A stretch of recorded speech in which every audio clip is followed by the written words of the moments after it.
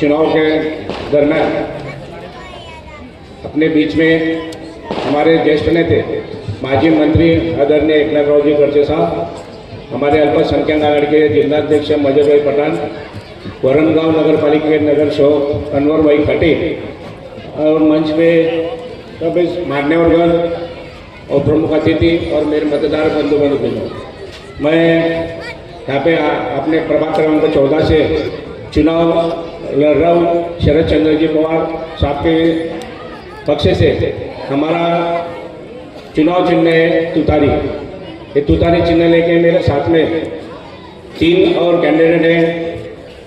उसमें तड़वी नाजिम मकबूल, उनका अनुक्रमण का 1, सना शेख रियाज, उनका अनुक्रमण का 1, जमलुद्दीन शेख, इनका अनुक्रमण का 3 और मैं अशोक रंजन। आपके हमारा चारों का चुनाव चिन्ह है तुतारी बजाने वाला मानुष।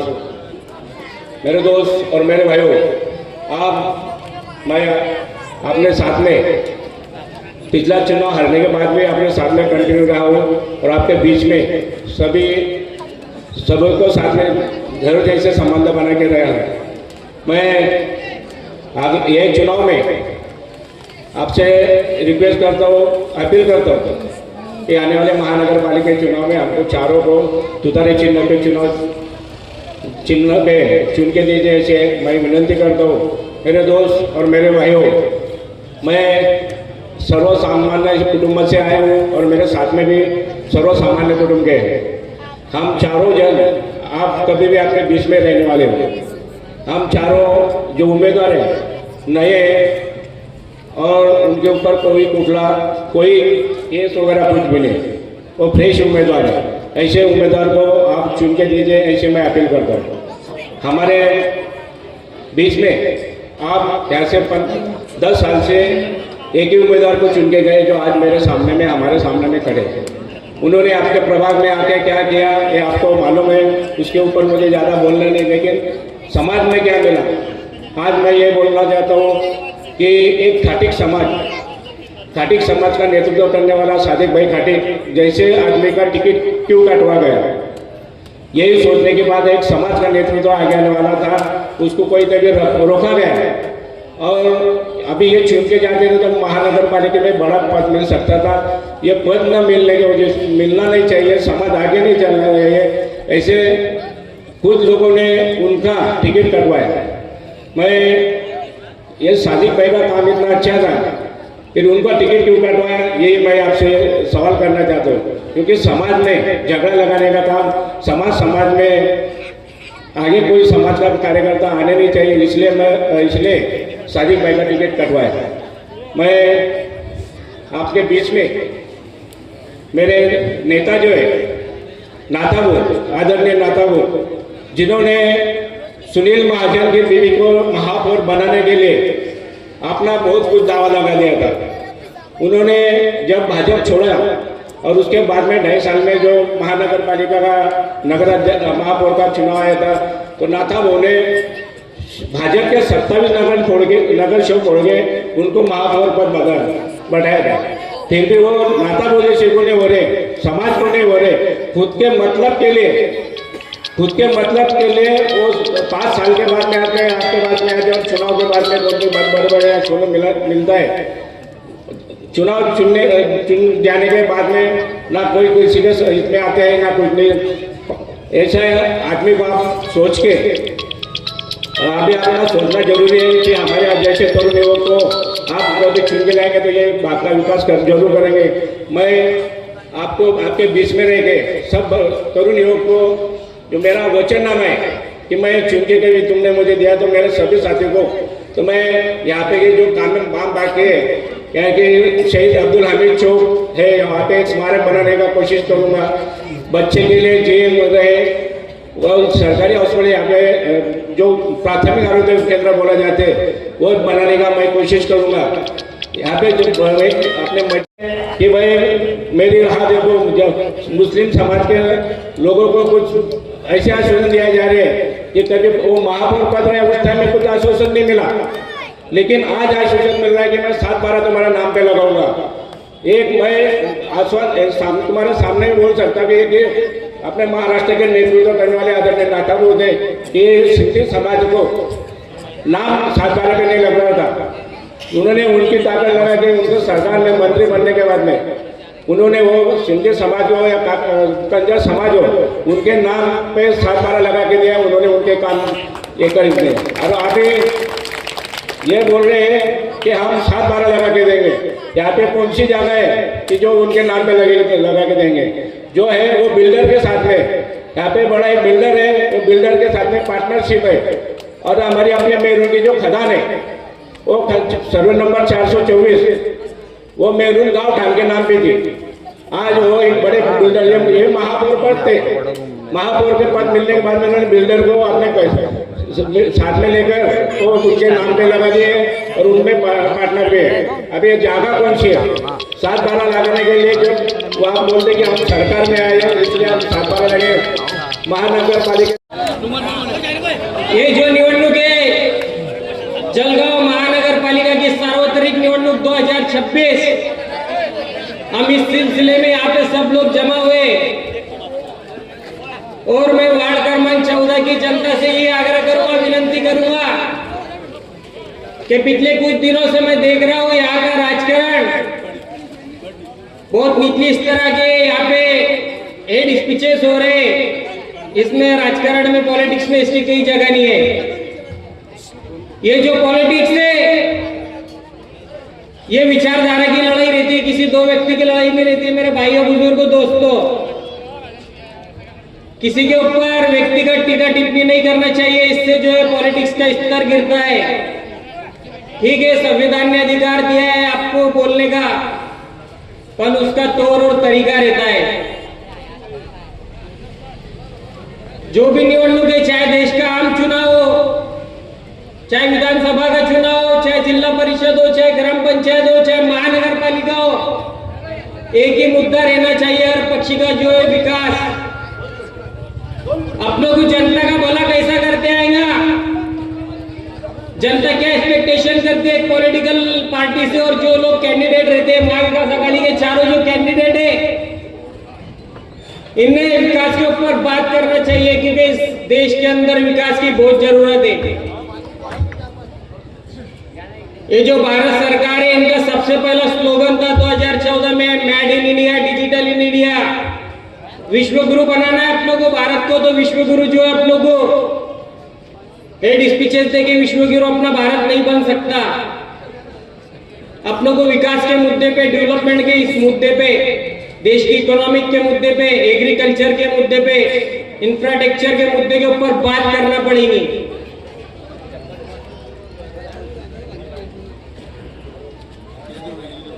पिछले कुछ दिनों पहले 2-3 महीने के अंदर जिला अपने नगर परिषद, नगर पंचायत, पंचायत समिति, नगर पालिका के निवडणूक हुए। इसके अंदर जो रूलिंग पार्टी स्टेट के अंदर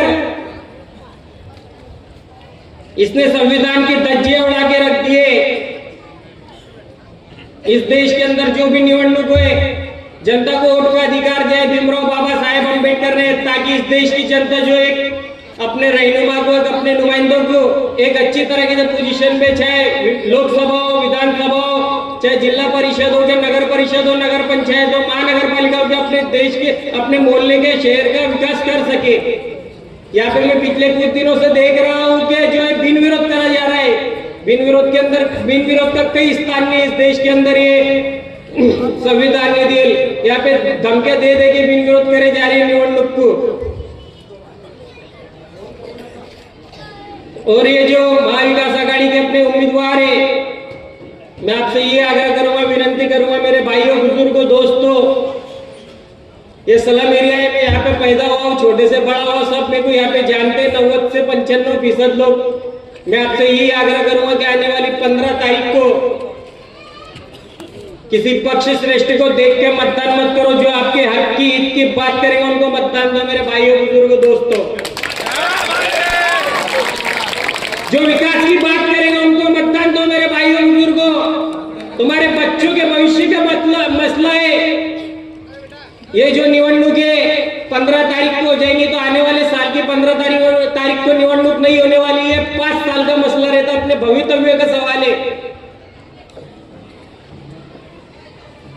जो भी वोट मांगने आए तो उनसे ये प्रश्न पूछना चाहिए कि तूने मेरे मोहल्ले के हित के अंदर क्या तेरा रोड मैप तैयार है, तू क्या करना चाहता है, तेरा विजन क्या है। पॉलिटिक्स में तू आया है, तेरे को नगर सेवक बनना है, किस लिए बनना है, तेरे पास इसका रोड मैप तैयार है क्या, तेरे मुद्दे क्या है, तू प्रश्न क्या छोड़ना चाहता है जनता के, ये सवाल करो मेरे भाइयों बुजुर्गों दोस्तों।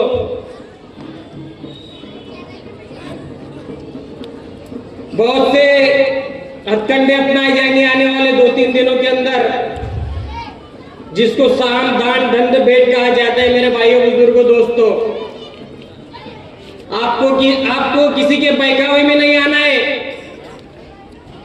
मेरा मन नहीं था स्टेज शेयर करने का पूरा निवडणूक में, क्योंकि मैं खुद इच्छुक था इस वार्ड से। मेरे जो भी चाहने वाले लोग हैं, मैं इनसे हाथ जोड़ के माफी चाहता हूं कि मेरा कुछ कारण टिकट नहीं हुआ है, पर मैं मोहल्ले के साथ पूरे 5 साल पूरे दम से खड़ा रहूंगा, वादा करता हूं इंशाअल्लाह ताला। बहुत मसले आए, कोशिश किया मैंने टिकट के लिए, पर कुछ कारण, कुछ चुनाव के पंडे अलग रहते हैं, मैं स्टेज से आपको नहीं बता सकता, कुछ मजबूरियां रहती। मैं इंशाअल्लाह ताला मैं नहीं खड़ा हूं, पर मैं आपके सुख दुख में इतने सब तरीके से मैं आने वाले 1825 दिन तक तुम्हारे साथ खड़ा रहूंगा, वादा कर दो इस स्टेज से।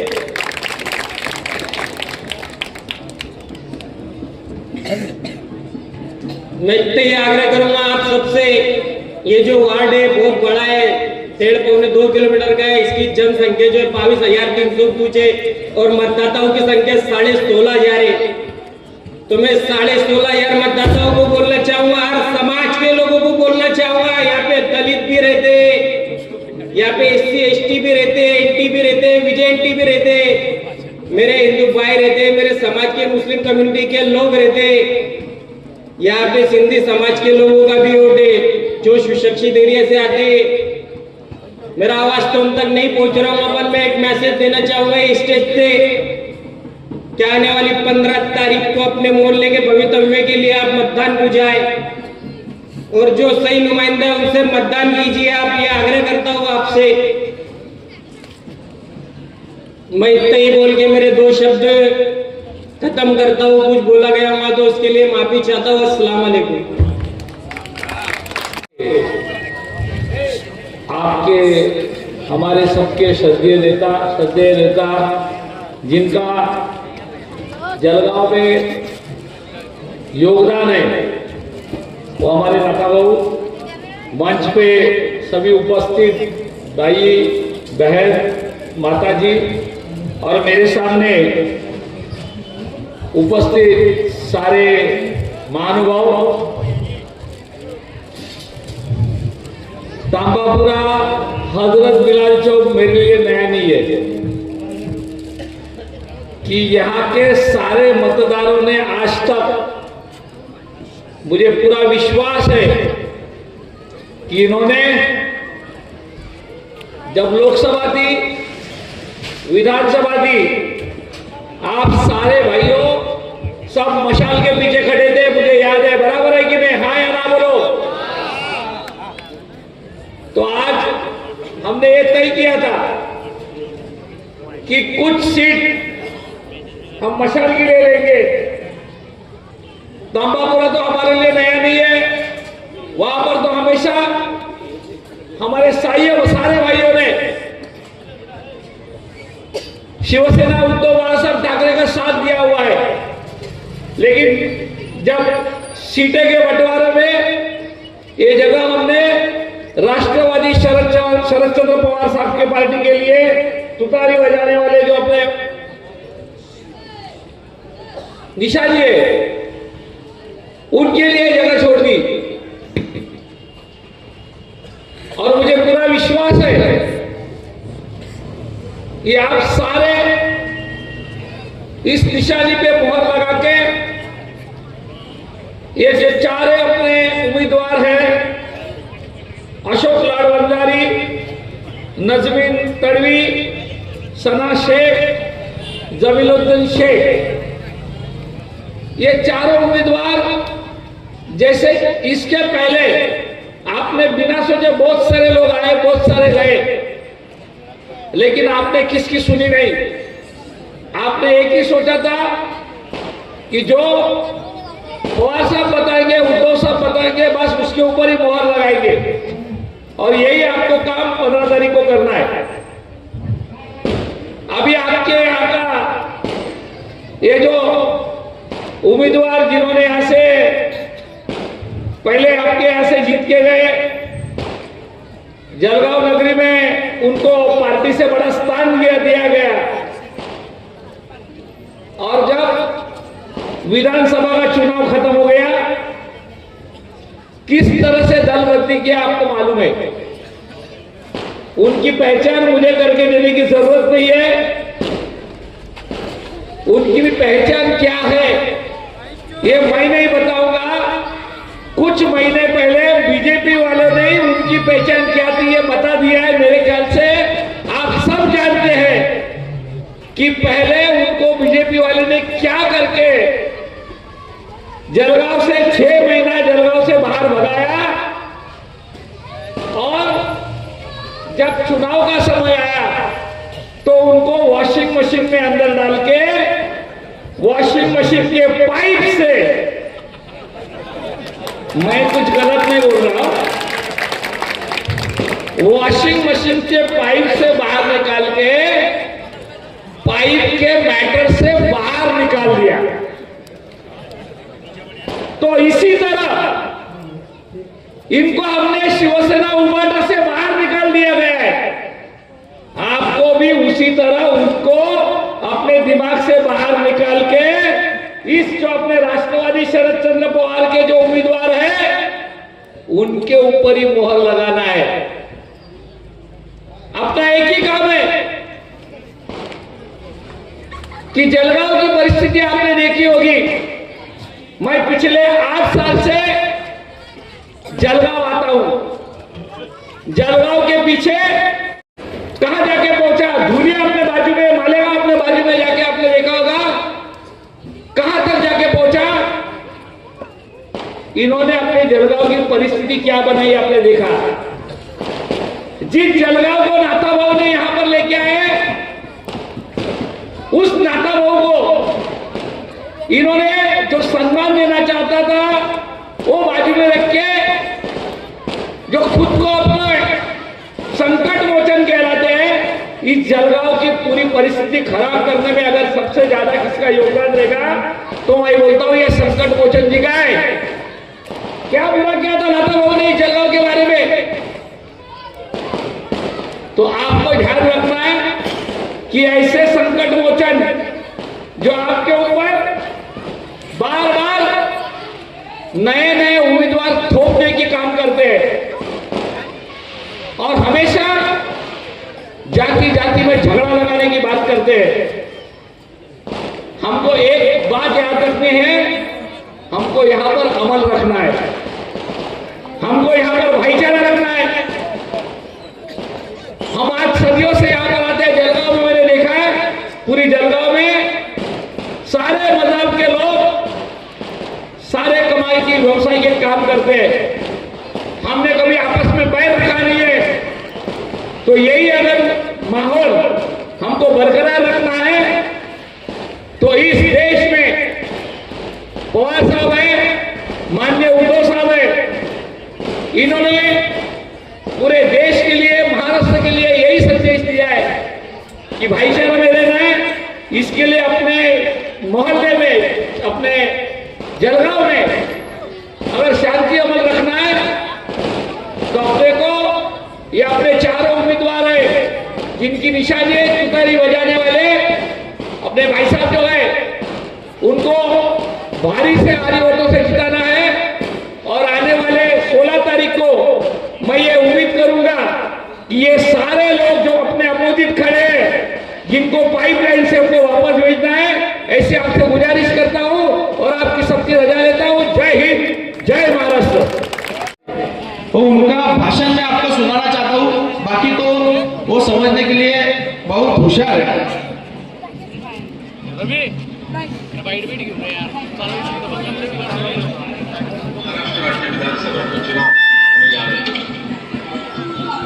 चुनाव बहुत ही अहम और महत्वपूर्ण इसलिए है क्योंकि ये चुनाव महाविकास आघाड़ी वर्सेस के बीच में जो महायुति 2.5 साल से आगे राज कर रही है। सुनील महाजन का भाषण है।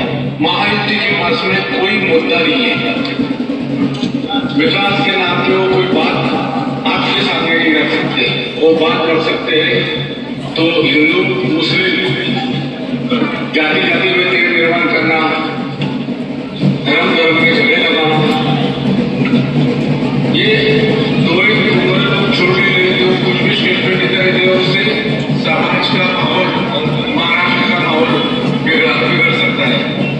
पर महाविकास आघाड़ी एक सेकुलर पार्टी है और पूरे महाराष्ट्र में ऐसा वातावरण है कि महाविकास आघाड़ी की सत्ता आने वाली है। अगर आप आपके रिलेटिव होंगे तो आप पूछ सकते हैं, तो यही आंसर आपको मिलेगा कि महाराष्ट्र में सत्तांतर होने जा रहा है और महाविकास आघाड़ी की सत्ता आ रही है। ऐसे समय में अमित शाह ने कार्ड खिलाया भी समान नागरिक कायदा। जैसे ही महाराष्ट्र में सरकार आएगी बीजेपी की तो हम समान नागरिक कायदा लगा देंगे। वोट का पोलराइजेशन करने का ये प्लानिंग है। पर जो 2.5 साल में इन्होंने राज्य कारभार किए थे, तोड़फोड़ की है पार्टियों की, उससे आम जनता नाराज है। और जलगांव शहर में अगर आप देखेंगे तो 2 टर्म से आमदार है